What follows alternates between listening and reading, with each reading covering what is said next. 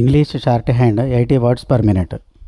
Progressive Shorthand Monthly Magazine, May 2025. Exercise number 8. Please get ready. Start. Sir, I come to another provision. In the statement of objects and reasons, one of the objects mentioned is reducing unnecessary cost or burden by requiring companies to attach only an abridged form of prospectus to the application form. I would like to know specifically from the Honorable Minister which section of companies has represented that the cost of printing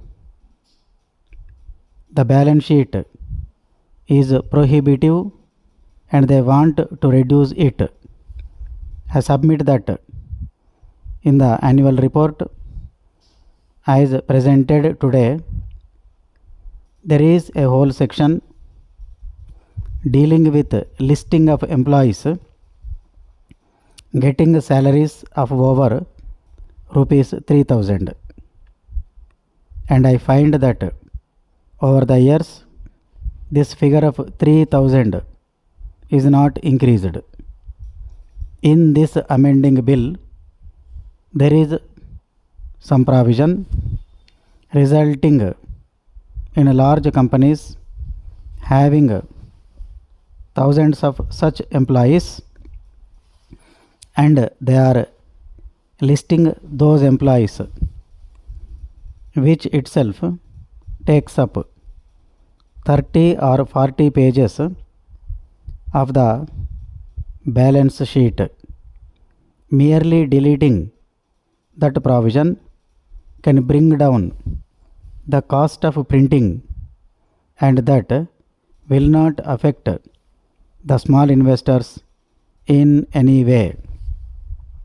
Instead of doing that, they have taken powers now suggest that it should be deleted altogether. A small shareholder is not interested in who is employed and what salary he is getting. He is only interested in knowing whether a director's relative has been employed, and that was the original purpose.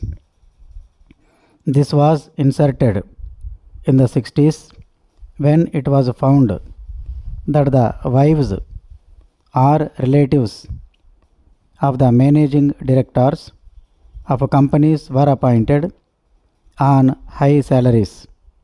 So, a provision was inserted. At that time, 3000 rupees was a very high salary. It was said that with regard to people drawing above 3000 rupees, details should be given.